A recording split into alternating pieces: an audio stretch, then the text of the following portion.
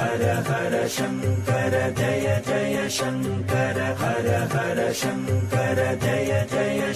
குளிக்கும் போது நாம் வடக்கு அல்லது கிழக்கு நோக்கி நின்று குளிக்க வேண்டும். இந்த இரு திசைகளும் உத்தம திசைகள் எனப்படும். நாம் கர்மம் செய்த பின் அல்லது மயானம் சென்று வந்தால் மட்டுமே தெற்கு நோக்கி நின்று குளிக்க வேண்டும். மேற்கு திசை நோக்கி நின்று குளித்தால் உடல் வலி அதிகரிக்கும்.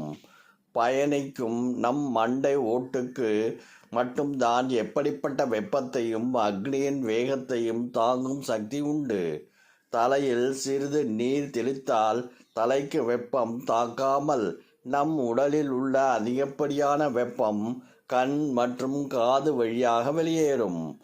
அதேபோல குளிக்கும் போது வாய் நிறைய எவ்வளவு நீர் வைத்திருக்க முடியுமோ அவ்வளவு வைத்திருக்க வேண்டும்.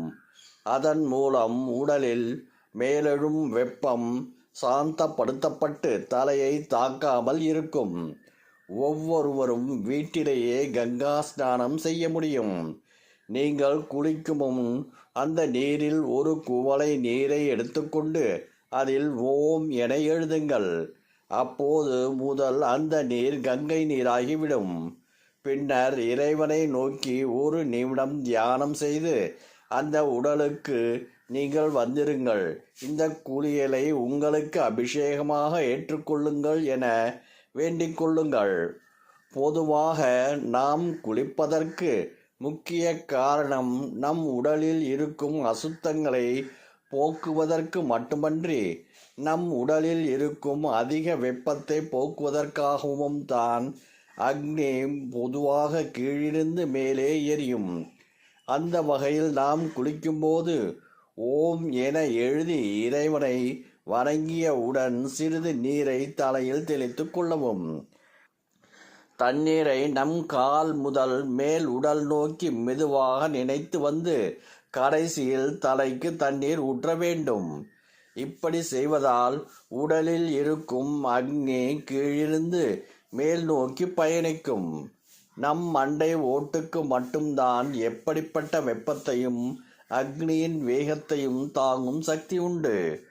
தலையில் சிறிது தண்ணீர் தெளித்துள்ளதால் தலைக்கு வெப்பம் தாக்காமல் நம் உடலில் உள்ள அதிகப்படியான வெப்பம் கண் மற்றும் காது வழியாக வெளியேறும்.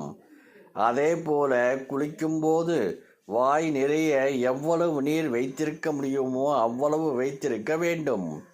இதன் மூலம் உடலில் மேலெழும்பும் வெப்பம் சாந்தப்படுத்தப்பட்டு தலையை தாக்காமல் இருக்கும். குளித்து முடிக்கும் தருவாயில் அந்த நீரை துப்பிவிடவும்.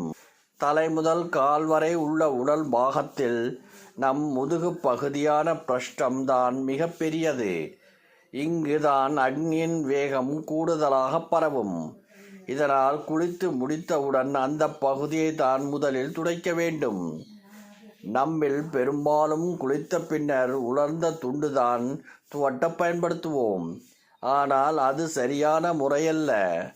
குளிக்கும் நீரிலேயே நாம் துவட்டும் துண்டை நினைத்து பிழிந்து துவட்டுவதுதான் உகந்தது. உலர்ந்த துண்டு பயன்படுத்தி துவட்டுவதால் நம் உள் சூட்டை வேகமாக பரவச் செய்யும். இதனால் உடலில் உள்ள வலிகளை ஏற்படுத்தும். நாம் வாய் திறந்து பேசக்கூடாத 3 முக்கிய நேரங்களில் ஒன்று குளிக்கும் நேரம். அந்த நேரத்தில் மௌனமாக மனதில் இறைவனை ஜபிப்பது நல்லது. குளிப்பதன் மூலம் ஐம்புலன்கள் செய்த தவறுகளினால் நமக்கு ஏற்பட்ட கர்மாக்கள் களையப்படுகிறது.